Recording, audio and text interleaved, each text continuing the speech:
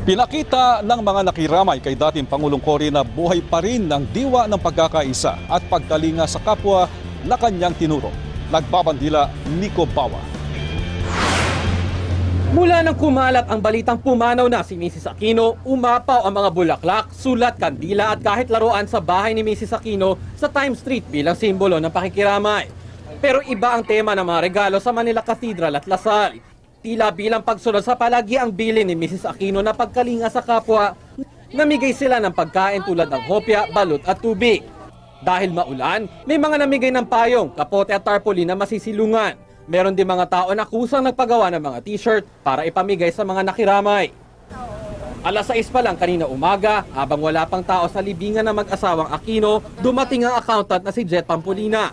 Ang dala niya, 200 lobo na may mensahe pa kay Pangulong Aquino. Nakiusap sa sagwadsa ng Manila Memorial Park para na maipasok ang kanyang alay. Ang plano ko talaga was just to give it out outside. Pero since I wanted, mas gusto ko nga mas closer to the event. At sinadya din niyang piliin na lobo ang dalhin. This is a small token in fact.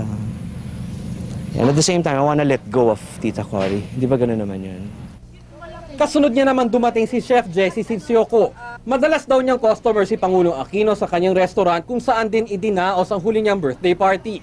Bilang ganti, nagpuyat siya sa paggawa ng 5,000 pandesal at nagdala ng inumin para sa burol. Parang gusto kong gumawa ng isang bagay para kay Tita Cory, lalo na itong huling mga araw na nga niya dito. Maski sa convoy kanina, mapapansin ang sari-sari mga tarpaulin at t-shirt na ipinagawa pa ng mga sumasalubong sa funeral march. Para sa Bandila, Nico Bawa.